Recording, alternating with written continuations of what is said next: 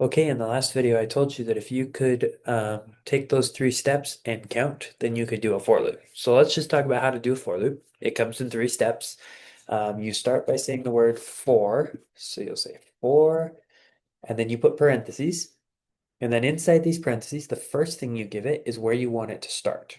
Usually people use a variable here. So I'm going to say let counter equal let's say the first example I said is would start at 1 and go to 10. So we'd say let counter equal 1, and then you put a semicolon. Then after that, you tell it. So this says, where do you want to start counting? And we're saying start it at 1. The next portion right here is how long you want it to count to. So when I told you to count to 10, I said start at 1, go to 10. So if we want to go to 10, we would say counter is less than or equal to 10. So as long as counter is less than 10, this loop will keep going.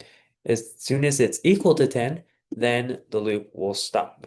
So it says, so if it hits 11, 11 is not less than 10, and the loop will stop. So just like you did with the counting in your head, you're telling the computer where to start and how long to go.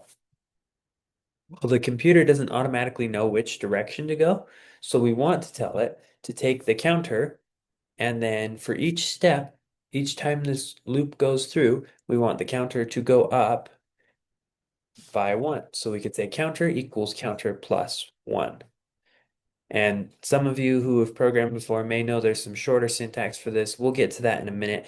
I just want to demonstrate this as simply as possible. So this for loop says, give me a counter, start it at 1. So start counting at 1, go to 10, go up by 1 each time. And then anything that you put directly after the for loop will run that many times. So I could say, let's alert the counter. And we'll save this and we'll go over here to our running code and it says 1, 2, 3, 4, 5, 6, 7, 8, 9, 10. Okay, so three parts of a for loop. Where do you want to start? How long do you want to run? How much do you want to count by? And then we'll pick up in the next video.